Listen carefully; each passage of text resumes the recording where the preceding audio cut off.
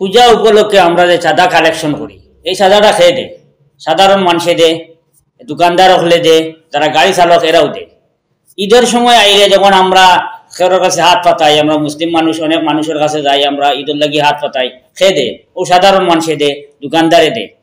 খেলাধুলা হওয়ার পরে আমরা কার কাছে চাঁদা কালেকশন করি? দোকানদার হলোর কাছে চাঁদা কালেকশন করি, গাড়ির ড্রাইভার হলোর কাছে চাঁদা কালেকশন করি, বা বিভিন্ন ব্যবসা প্রতিষ্ঠানের সাথে যারা জড়িত তার কাছে চাঁদা কালেকশন করি। যখন কোনো একজন মানুষ অসুস্থ হয় তখন আমরা অনেক সময় দেখি মানে কয়েকজন মানুষ জমিয়ে দোকানে দোকানে আটি আমরা চাঁদা কালেকশন করি।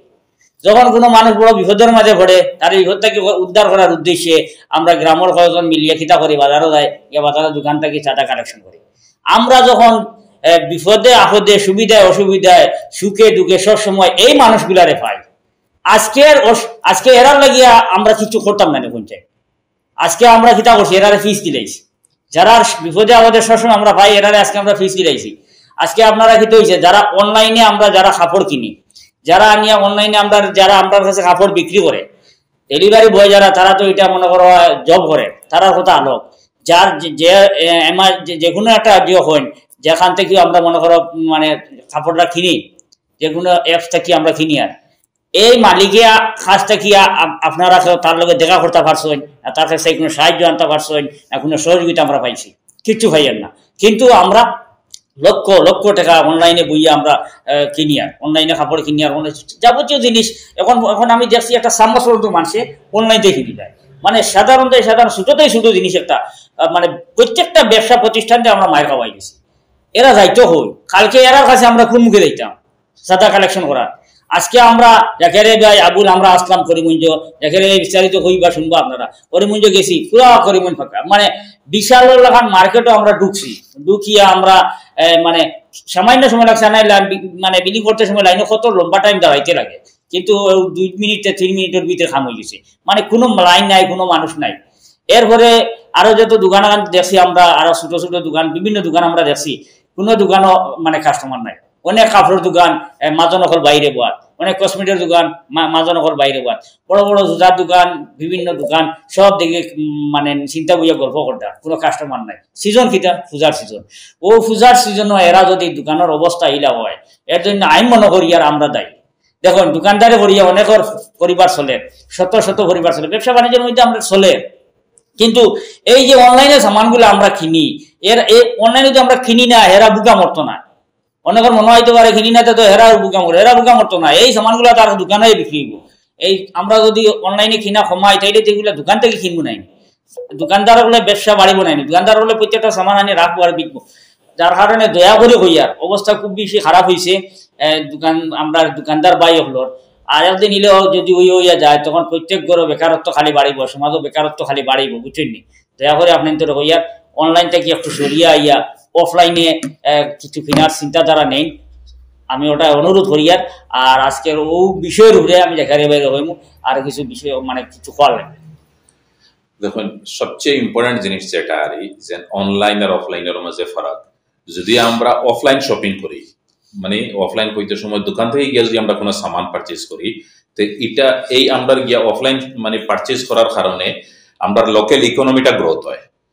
আমরা ছোট ছোট যারা দোকানদার মানুষ সকল আছে, এরা ছোট ছোট দোকান খুলিয়া বয় যে কাস্টমার আইব, আইলে তারা কাস্টমারের কাছে বেচিব। আর এক এক দোকানের পিছিয়ে এক একটা ফ্যামিলি, 2টা ফ্যামিলি থাকে। আজকে যদি আমি গিয়া 2000 টাকার ঈদ উপলক্ষে বা পূজা উপলক্ষে 2000-5000 টাকার একটা শপিং করি, আমার লাখান যদি আরো 5 জনে গিয়া করে 5000 25,000 টাকা হইলো। 25,000 টাকা যদি একটা অফলাইন দোকানদারের কাছ থেকে ইয়া করা যায়, তখন তার মোটামুটি একটা যদি 10% প্রফিট হয়, একদম মিনিমাম আমি দিলাম 10% প্রফিট হয়, তার দেখুন কত টাকা প্রফিট হয়, 2,500 টাকার মতো তার প্রফিট হইলো। এই 2,500 টাকা প্রফিট হইলে তার একটা ফ্যামিলির একটা ইকোনমি গ্রোথ হইলো, তার ফ্যামিলিটা চালিয়ে লিয়ে দিতে পারবো। কিন্তু এইটা কোন ফ্যামিলি? আমার লোকালিটির একটা ফ্যামিলি চলবো। কিন্তু সেম জিনিস আমি যদি আমরা 5 জনে গিয়া যদি আমরা অনলাইন থেকে শপিং করি, তো এই শপিং করার কারণে যার ফ্যামিলি চলবে এর তো আমার লোকালিটির নাই, এ তো আমার বরাকবিলির নাই, এ আমার ডিস্ট্রিক্টর নাই, আর আমার আসাম নাই, বাইরে একজন মানুষের, বাইরে একজনের বেনিফিট আমরা করিয়া দিই। আর গতিকে আমরা এটা জিনিস খেয়াল করতে লাগবো, আমরা প্রতিবেশী, আমরা ডিস্ট্রিক্টর, আমরা বেলির মানুষ যারা আছে তারারে আমরা হেল্প করা লাগবো। আর লোকাল ইকোনমি যত সময় পর্যন্ত ডেভেলপ হয়েছে না, আমরা কোনো সময় ডেভেলপ হইতে পারতাম না। লোকাল ইকোনমি ডেভেলপ করতে হইলে আমরা অফলাইন শপিং করতে লাগবো, পারচেস করতে লাগবো। একটা ইম্পর্টেন্ট জিনিস আপনারা সামনে তুলিয়া ধরবো। আপনারা সবে ছিলেন বোধপুর প্যারাগন কলেজের যে আমরা ট্রাস্টি শাহাবুদ্দিন ভাই।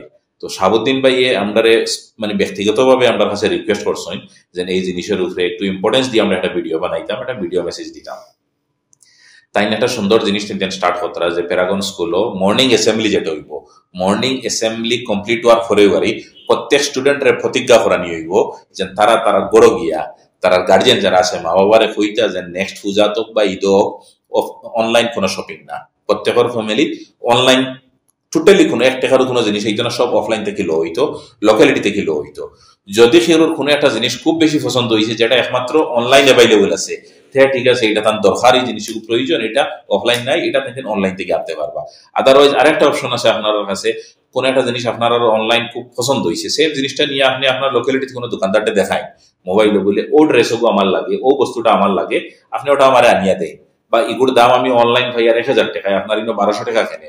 সাপোজ যদি অফলাইন এটার দাম একটু বেশি হয়ে যায় তখন আপনি বার্গেনিং করেন, তখন দেখবা নিশ্চয় আপনারে হে অনলাইন থেকে একটু কমে দিব, যদি কমে দিতে পারে না সেম প্রাইস দিব, আর যদি সেম প্রাইস না নিয়ে যদি 10-20 টাকা বেশিও নেই গিয়া তবু আপনার তো মনটা একটা বুঝ দিতে পারবা যে আপনার প্রতিবেশী ওজন মানুষের নিছে। তো আপনারা সবার কাছে রিকোয়েস্ট আমরা যেন অনলাইন আপনারা যতটুকু পারেন যেন অনলাইন থেকে আপনারা অ্যাভয়েড করেন আর অফলাইন শপিংটা করেন। বিশেষ করে পূজা উপলক্ষে অনেক মানুষে অনেক টাকা ইনভেস্ট করছে, অনেক দোকানদারে অনেক মাল মাথা উঠাইছেন সব জায়গায়। আমরা এটা কোনো পেইড প্রমোশন নাই, কোনো স্পেসিফিক কেউ কোনো নামও লইয়ার না, আমরা আপনার কাছে রিকোয়েস্ট করি আর যেন আপনারা অফলাইন করেন। আর আরেকটা জিনিস, যারা ইউটিউবার যারা আছেন আমরা বরাক বেলি বা এই ভিডিও মেসেজটা আমরা যারা কাছে গিয়ে পৌঁছে সবার কাছে রিকোয়েস্ট আপনারা এই আওয়াজটা উঠাই, আপনারা সবে মিলিয়ে এই আওয়াজ উঠাইন যে আমরা অফলাইন শপিংও আমরা সবে গুরুত্ব দিতাম। নেক্সট যেটাও ফেস্টিভ্যাল হোক, ঈদ হোক, পূজা হোক, Durga Puja, Eid, Diwali, Christmas, new year, যে কোনো ধরনের ফেস্টিভ্যালের আগে সবে মানে শপিং করেন বা নিজের ফ্যামিলির মানে বড় বড় অ্যামাউন্টের পারচেজ হয়, সব জিনিসও আমরা অফলাইন যাইতাম। আমরা লোকালিটি যারা দোকানদার থাকে বিশেষ করে নিজের বাজার দেখবা, তারপরে একটু দূরে গেলা, তারপরে টাউনও গেলা, তো এরারে সর্বাবস্থায় আমরা প্রায়োরিটি দিতাম, অফলাইন আমরা শপিং করতাম সবে মিলিয়া। এটা আমরা বরাকণ্ঠ ফ্যামিলির পক্ষ থেকে রিকোয়েস্ট থাকলো।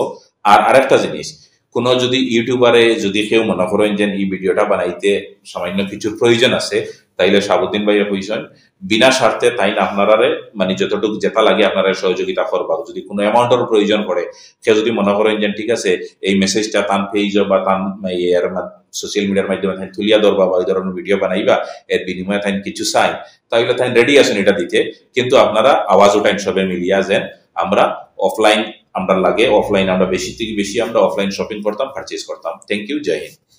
আর আমি আর একটা কথা বলতাম স্যার, শাহাবুদ্দিন ভাইয়ে যে পদক্ষেপ নিছেন আরো অন্যান্য যত শিক্ষা প্রতিষ্ঠান আছে আপনারা ওদিন সেম পদক্ষেপ নেই তো খুব বেশি ভালো হইব।